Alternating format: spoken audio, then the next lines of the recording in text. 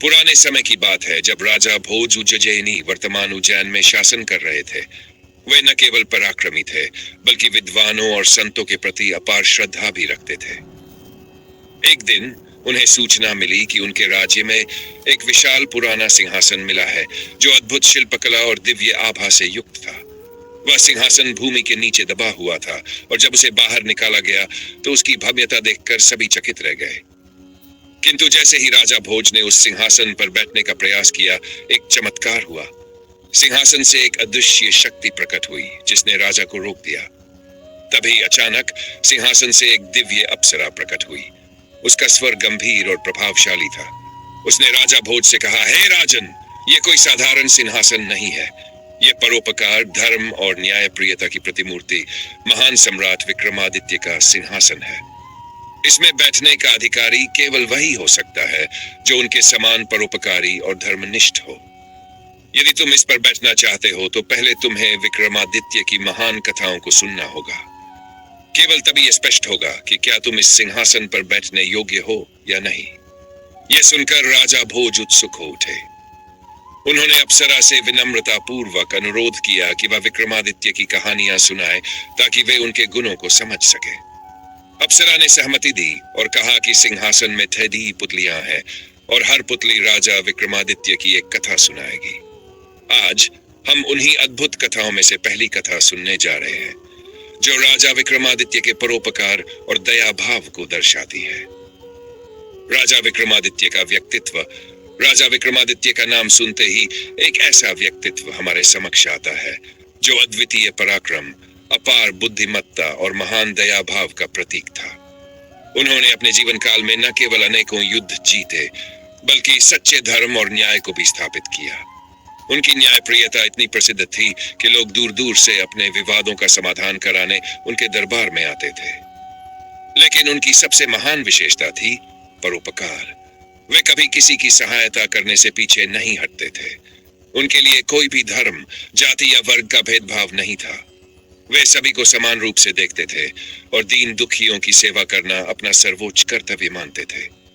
उनके राज्य में कोई भी भूखा नहीं सोता था, कोई भी अन्याय का शिकार नहीं होता था और हर किसी को न्याय मिलता था। विक्रमादित्य का यही परोपकारी स्वभाव उन्हें साधारण राजा से महान सम्राट बना देता है। लेकिन उनकी यह परोपकार भावना एक दिन उनकी सबसे कठिन परीक्षा बन गई। कथा कैसे और कहां से प्राप्त हुई? यह कथा हमें उस दिव्य अप्सरा द्वारा प्राप्त हुई जिसने राजा भोज को विक्रमादित्य की महानता के बारे में बताया था। जब राजा भोज ने सिंहासन पर बैठने का प्रयास किया तो अप्सरा ने उन्हें चेताया कि यदि वे सच्चे, न्यायप्रिय और परोपकारी नहीं हैं तो यह सिंहासन उन्हें स्वीकार नहीं करेगा। अप्सरा ने कहा, राजा विक्रमादित्य केवल एक शक्तिशाली राजा नहीं थे बल्कि वे मानवता की सबसे उच्चतम प्रतिमूर्ति थे। उन्होंने अपने जीवन में ऐसे परोपकारी कार्य किए हैं जिनकी कल्पना करना भी कठिन है। अगर तुम यह कहानियां सुनकर उनके समान आदर्शों का पालन कर सको तभी इस सिंहासन पर बैठने का अधिकारी बनोगे। राजा भोज ने श्रद्धा पूर्वक उन कथाओं को सुनने का निश्चय किया और इसी तरह सिंहासन 32 की अद्भुत कहानियों की शुरुआत हुई। एक रहस्यमयी घटना जिसे ये कथा प्रकट होती है। कहते हैं कि राजा विक्रमादित्य के राज्य में एक बार एक चमत्कारिक घटना घटी। एक दिन एक वृद्ध ब्राह्मण दरबार में आया और राजा से प्रार्थना करने लगा, महाराज, मैं आपकी न्यायप्रियता और परोपकार के बारे में सुनकर यहाँ आया हूँ। मुझे आपकी सहायता की आवश्यकता है। राजा विक्रमादित्य ने तुरंत उसकी ओर देखा और पूछा, कहो ब्राह्मण देव, मैं आपकी क्या सेवा कर सकता हूँ? ब्राह्मण ने गंभीर स्वर में कहा, राजन, मेरी आवश्यकता इतनी सरल नहीं है। मैं जो मांगने आया हूं वह आपकी परीक्षा भी ले सकता है। राजा विक्रमादित्य मुस्कुराए और बोले, यदि मेरा त्याग किसी के जीवन को बचा सकता है तो मैं पीछे नहीं हटूंगा। बताइए, आपको क्या चाहिए?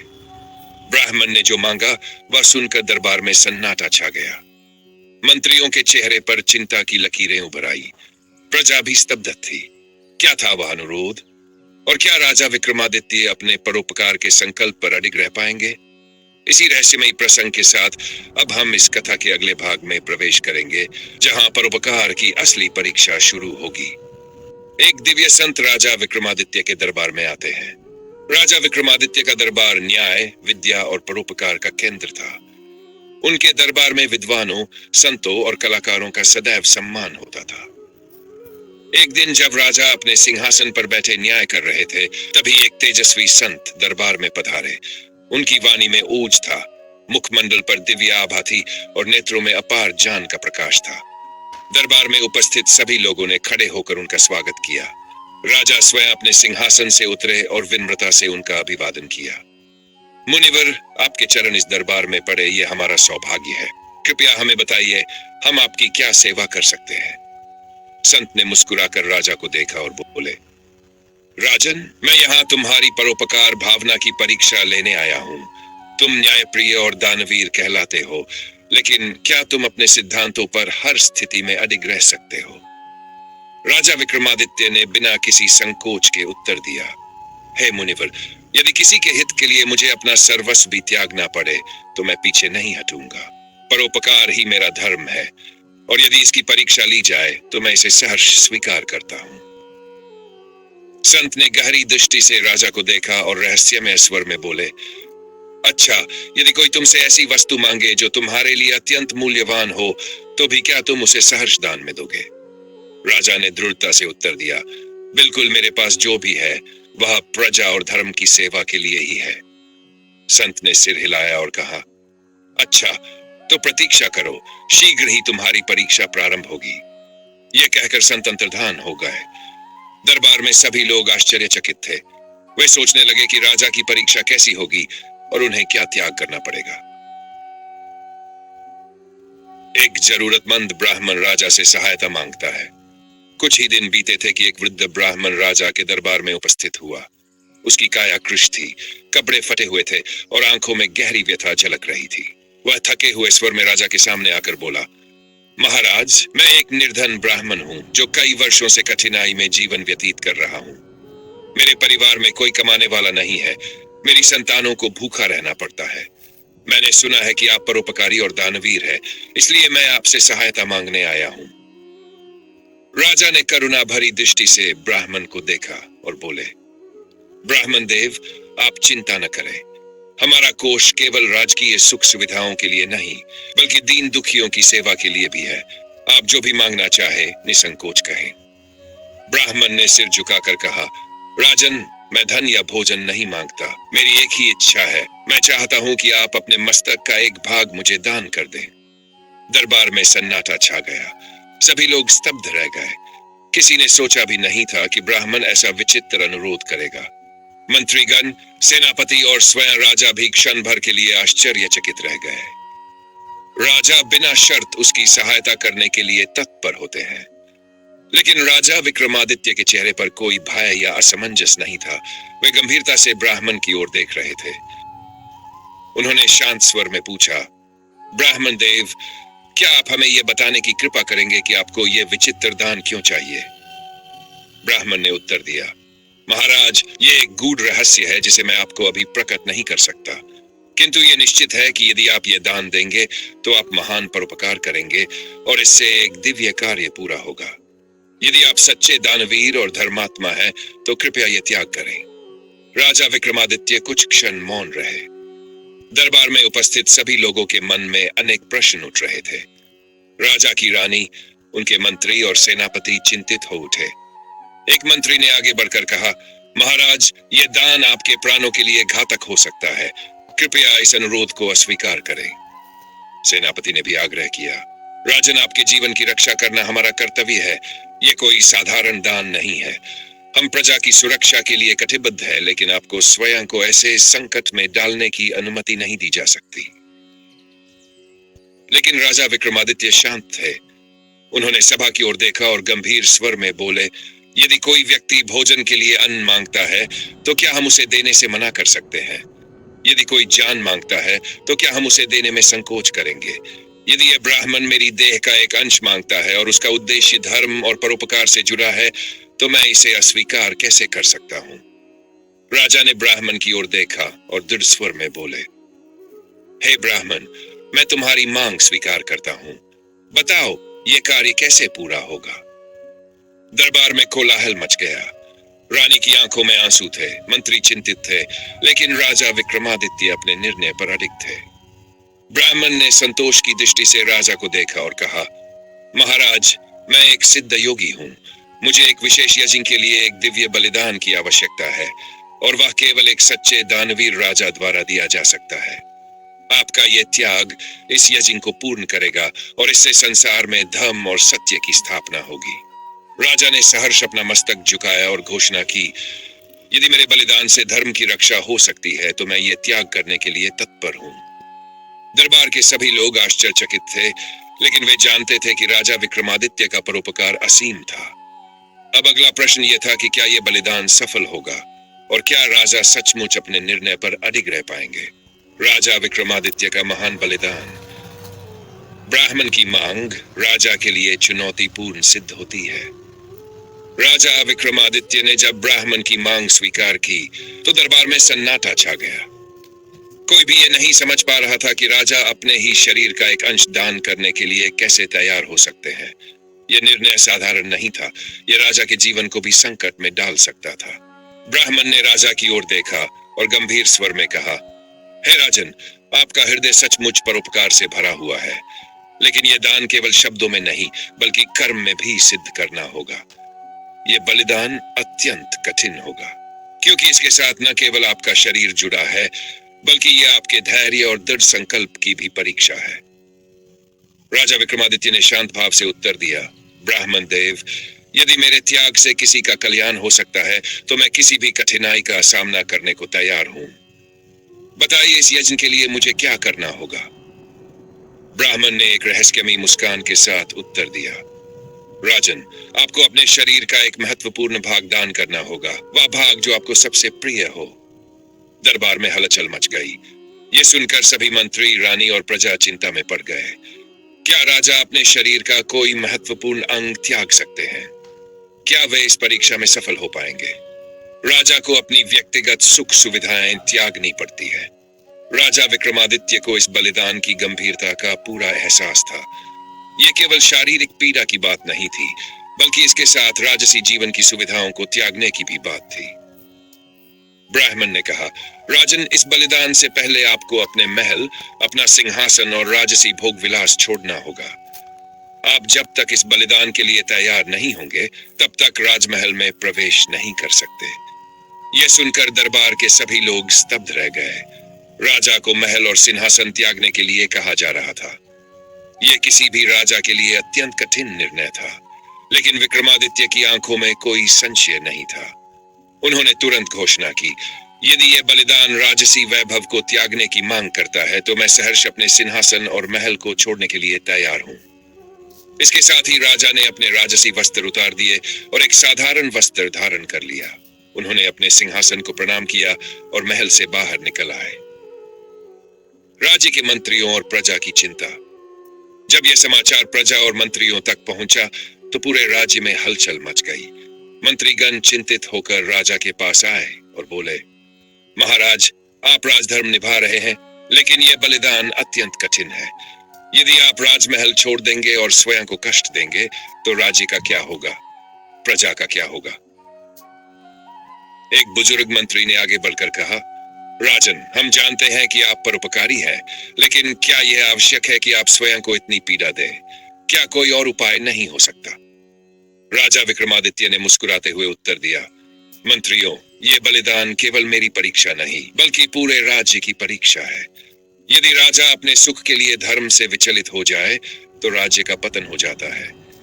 यदि मैं पीछे हट गया तो परोपकार की यह परंपरा समाप्त हो जाएगी। क्या तुम चाहते हो कि विक्रमादित्य अपने संकल्प से पीछे हट जाए? मंत्री निरुत्तर हो गए। वे जानते थे कि राजा जो निर्णय लेते हैं उसे कोई भी बदल नहीं सकता। विक्रमादित्य अपने परोपकार के मार्ग पर अडिग रहते हैं। राजा विक्रमादित्य अब एक साधारण सन्यासी की भांति रहने लगे। उन्होंने राजमहल छोड़कर जंगल में अपना निवास बना लिया और ध्यान एवं साधना करने लगे। ब्राह्मण पुनः उनके पास आया और बोला, राजन, आपने सिंहासन और सुख सुविधाएं त्याग दी, लेकिन अंतिम परीक्षा अभी शेष है। अब आपको अपने शरीर के उस अंग का बलिदान देना होगा जो आपको सबसे प्रिय हो। राजा कुछ क्षण मौन रहे। वे जानते थे कि उनके लिए सबसे प्रिय उनका हृदय था, क्योंकि यही उनके परोपकार और करुणा का केंद्र था। उन्होंने ब्राह्मण की ओर देखा और दृढ़ स्वर में कहा, यदि मेरे हृदय के बिना भी किसी का कल्याण हो सकता है, तो मैं इसे भी त्यागने के लिए तैयार हूं। ब्राह्मण राजा के इस उत्तर से अत्यंत प्रसन्न हुआ। उसने राजा को एक यजदी कुंड के पास ले जाकर कहा, हे राजन, अब आप इस अग्नि कुंड में अपना बलिदान दें। राजा बिना किसी भय के आगे बढ़े और अपने हृदय के बलिदान के लिए तैयार हो गए। जैसे ही उन्होंने ये संकल्प लिया, आकाश में एक दिव्य प्रकाश प्रकट हुआ और देवताओं की वाणी गूंज उठी। हे महान विक्रमादित्य, तुम्हारी परोपकार की भावना अडिग है। तुम्हारी परीक्षा पूर्ण हुई। यह केवल एक परीक्षा थी जिसे तुमने अपने साहस, करुणा और धर्म से सफल किया। तुम्हारे इस त्याग से धरती पर धर्म की विजय होगी। यह सुनकर ब्राह्मण का स्वर भी बदल गया। उसने अपने दिव्य रूप का प्रकट किया और कहा, राजन, मैं कोई साधारण ब्राह्मण नहीं, बल्कि स्वयं इंद्र का दूत हूं। हमें जानना था कि क्या पृथ्वी पर कोई ऐसा राजा है जो अपने परोपकार के मार्ग से कभी विचलित न हो। तुमने ये सिद्ध कर दिया कि तुम सच्चे धर्मात्मा और दानवीर हो। अब तुम्हें पुनः तुम्हारा सिंहासन और राज्य प्राप्त होगा। इसके बाद आकाश से पुष्प वर्षा होने लगी। देवताओं ने राजा विक्रमादित्य को उनका राज्य और सम्मान पुनः सौंप दिया। वे अपने सिंहासन पर पुनः आसीन हुए और उनके इस बलिदान की कथा युगों युगों तक अमर हो गई। अगले भाग में देखेंगे देवताओं का आशीर्वाद और राजा विक्रमादित्य की अमर गाथा। विक्रमादित्य की परीक्षा चरम पर पहुंचती है। राजा विक्रमादित्य ने अपने त्याग और परोपकार से ब्राह्मण की परीक्षा को सफलतापूर्वक पूरा किया, लेकिन उनकी वास्तविक परीक्षा अभी समाप्त नहीं हुई थी। जब राजा ने अपने हृदय के बलिदान की घोषणा की, तो देवलोक में हलचल मच गई। इंद्र, वरुण, अग्नि और यम जैसे देवता इस दृश्य को देख रहे थे। वे ये देखने के लिए उत्सुक थे कि क्या कोई मनुष्य वास्तव में इतना महान हो सकता है कि अपने प्राणों तक का बलिदान करने को तैयार हो जाए। देवताओं ने आपस में चर्चा की। यह असंभव प्रतीत होता है। एक राजा जिसे राज्य और वैभव से प्रेम होना चाहिए, वह अपने प्राणों का भी त्याग कर सकता है। हमें स्वयं उसकी परीक्षा लेनी चाहिए। देवताओं ने एक योजना बनाई और एक एक करके विक्रमादित्य के समक्ष भिन्न भिन्न स्वरूपों में उपस्थित हुए। देवता स्वयं उनकी परीक्षा लेते हैं। पहला देवता गरीब ब्राह्मण के रूप में राजा के पास आया। वह अत्यंत दुर्बल और भूखा दिख रहा था। उसने कांपते हुए स्वर में कहा, राजन, मैं कई दिनों से भूखा हूं। क्या आप मुझे भोजन दे सकते हैं? राजा ने तत्काल अपने सेवकों को बुलाया, लेकिन तब तक ब्राह्मण ने एक और अनुरोध किया। हे दानवीर, मैं केवल अन्न नहीं चाहता, बल्कि आपसे एक और विनती है। राजा ने विनम्रता से कहा, आपकी जो भी इच्छा हो बताइए। यदि मेरे सामर्थ्य में होगा तो अवश्य पूरी करूंगा। ब्राह्मण ने गंभीर स्वर में कहा, मुझे भोजन केवल तभी स्वीकार होगा जब वह आपके हाथों से परोसा जाए और आपके रक्त से सना हो। दरबार में सन्नाटा छा गया। यह कैसी विचित्र मांग थी? राजा स्वयं घायल होकर अपना रक्त अर्पित करे? लेकिन विक्रमादित्य के चेहरे पर कोई चिंता नहीं थी। उन्होंने तुरंत अपनी तलवार निकाली और अपने हाथ में हल्की सी चोट कर ली। रक्त की बूंदें भूमि पर टपकने लगी। राजा ने अपने रक्त से भोजन को छुआ और ब्राह्मण को अर्पित कर दिया। ब्राह्मण ने मुस्कुराते हुए भोजन स्वीकार किया और फिर अचानक एक तेज प्रकाश में परिवर्तित हो गया। वह स्वयं वरुण देव थे। राजन, तुमने ये सिद्ध कर दिया कि तुम्हारी करुणा असीम है, लेकिन परीक्षा अभी समाप्त नहीं हुई है। इसके बाद दूसरा देवता एक बीमार वृद्ध के रूप में प्रकट हुआ। उसने कराहते हुए कहा, राजन, मुझे असाध्य रोग है। कोई भी वैद्य इसे ठीक नहीं कर सकता। केवल एक ही उपाय बचा है। यदि कोई व्यक्ति अपनी आंखें दान कर दे तो मैं पुनः देख सकता हूं और ठीक हो सकता हूं। राज्य के सभी मंत्री, सैनिक और रानी घबरा गए। यह कैसी परीक्षा थी? क्या राजा सच में अपनी आंखें दान करने को तैयार होंगे? लेकिन राजा विक्रमादित्य ने बिना किसी झिझक के उत्तर दिया, यदि मेरी आंखों के दान से तुम्हें दृष्टि मिल सकती है तो मैं सहर्ष इसे देने के लिए तैयार हूं। इतना कहते ही उन्होंने एक नुकीले खंजर से अपनी एक आंख निकालकर वृद्ध को देने की कोशिश की। जैसे ही राजा ने यह किया, वृद्ध तेज प्रकाश में परिवर्तित हो गया। ये स्वयं अग्निदेव थे। राजन, तुम्हारी सहन शक्ति और दयालुता तुलनीय है, लेकिन अंतिम परीक्षा अभी शेष है। राजा का धैर्य और दया भाव देवताओं को भी चकित कर देता है। अब तीसरा देवता यमराज के रूप में प्रकट हुआ। उन्होंने राजा के सामने आकर गंभीर स्वर में कहा, राजन, अब तुम्हारी अंतिम परीक्षा है। तुम्हें अपने प्राण त्यागने होंगे, लेकिन बिना किसी संदेह या डर के। क्या तुम इसके लिए तैयार हो? राजा विक्रमादित्य शांत मुद्रा में खड़े रहे। उन्होंने उत्तर दिया, यदि मेरे प्राणों से किसी का भला हो सकता है तो मैं सहर्ष इसे त्यागने के लिए तैयार हूं। यमराज ने राजा को एक खलवर दी और कहा, तो लो, इस खड्ग से अपने जीवन का अंत करो। दरबार में उपस्थित सभी लोग दहशत में थे। कोई भी यह स्वीकार नहीं कर सकता था कि राजा स्वयं अपने जीवन का अंत कर सकते हैं। लेकिन विक्रमादित्य ने बिना किसी भय के तलवार उठाई और अपने प्राण त्यागने के लिए तैयार हो गए। जैसे ही उन्होंने तलवार उठाई, एक दिव्य ध्वनि गूंज उठी, रुको विक्रमादित्य। आकाश में एक दिव्य प्रकाश प्रकट हुआ। स्वयं देवराज इंद्र अपने समस्त देवताओं के साथ प्रकट हुए। हे महापुरुष, तुम्हारी परीक्षा समाप्त हुई। तुमने ये सिद्ध कर दिया कि तुम वास्तव में महान हो। तुम्हारी दया, त्याग और परोपकार की कोई सीमा नहीं। इसलिए हम देवता तुम्हें आशीर्वाद देने के लिए आए हैं। अंततः देवता उन्हें एक दिव्य वरदान प्रदान करते हैं। देवताओं ने विक्रमादित्य को 3 दिव्य वरदान दिए। अमर कीर्ति, तुम्हारा नाम युगों युगों तक अमर रहेगा। जब भी कोई परोपकार की बात करेगा, तब तुम्हारा नाम सर्वप्रथम लिया जाएगा। 2, सुख समृद्धि, तुम्हारे राज्य में सदैव सुख समृद्धि बनी रहेगी। कोई भी अकाल, युद्ध या विपत्ति इस राज्य को प्रभावित नहीं कर सकेगी। दिव्य बुद्धि और शक्ति, तुम्हें ऐसी अद्भुत बुद्धि और शक्ति प्राप्त होगी जिससे तुम न्याय और धर्म के मार्ग पर सदैव चलोगे। इसके साथ ही देवताओं ने उनकी एक आंख और उनके घावों को पुनः ठीक कर दिया। राजा विक्रमादित्य पहले से भी अधिक तेजस्वी प्रतीत हो रहे थे। सभी लोग राजा की जय जयकार करने लगे। राजा विक्रमादित्य की जय, परोपकार की जय, धर्म की जय। देवताओं ने राजा को प्रणाम किया और अपने अपने लोकों को लौट गए।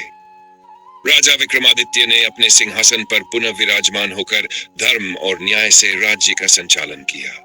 उनका नाम युगों युगों तक अमर हो गया। राजा विक्रमादित्य की यह कहानी केवल उनके परोपकार की नहीं, बल्कि अटूट धैर्य, निस्वार्थता और असीम करुणा की एक प्रेरणादायक गाथा है। उन्होंने न केवल धन संपत्ति, बल्कि अपने शरीर और यहाँ तक कि अपने प्राणों को भी त्यागने के लिए तत्परता दिखाई। उनकी परीक्षा केवल सांसारिक नहीं थी, बल्कि स्वयं देवताओं ने उनकी निष्ठा को परखा और अंत में उन्हें आशीर्वाद दिया। ये कथा हमें ये सिखाती है कि सच्चा परोपकार वह होता है जिसमें किसी भी प्रकार की शर्त या स्वार्थ न हो। जब हम निस्वार्थ भाव से किसी की सहायता करते हैं, तो ईश्वर स्वयं हमारे मार्ग को प्रशस्त करते हैं। परोपकार का महत्व, आज के युग में जब स्वार्थ और व्यक्तिगत लाभ को अधिक महत्व दिया जाता है, राजा विक्रमादित्य का यह आदर्श हमें सिखाता है कि सच्चा सुख दूसरों की भलाई में है। परोपकार केवल धन देने तक सीमित नहीं होता, बल्कि किसी की सहायता करना, किसी के दुख को कम करना, जरूरतमंद को ज्ञान देना और सत्य व धर्म के मार्ग पर चलना भी परोपकार है। राजा विक्रमादित्य से क्या सीख मिलती है? निस्वार्थ सेवा, सच्ची सहायता वह होती है जो बिना किसी अपेक्षा के की जाए। धैर्य और सहनशीलता, कठिन परिस्थितियों में भी अपने मूल्यों पर अडिग रहना चाहिए। त्याग और करुणा, जब हम दूसरों के लिए त्याग करते हैं तो यह हमें और महान बनाता है। यदि आपको बिना किसी स्वार्थ के किसी की सहायता करने का अवसर मिले, तो क्या आप राजा विक्रमादित्य की तरह निस्वार्थ बन पाएंगे? अपना उत्तर नीचे कमेंट में अवश्य दें और बताएं कि इस कहानी ने आपको क्या सिखाया। अगर आपको यह कथा पसंद आई हो तो वीडियो को लाइक करें, चैनल को सब्सक्राइब करें और बेल आइकन दबाएं ताकि आपको हमारी अगली रोचक कहानियां मिलती रहें। धन्यवाद। अगले अध्याय में फिर मिलते हैं।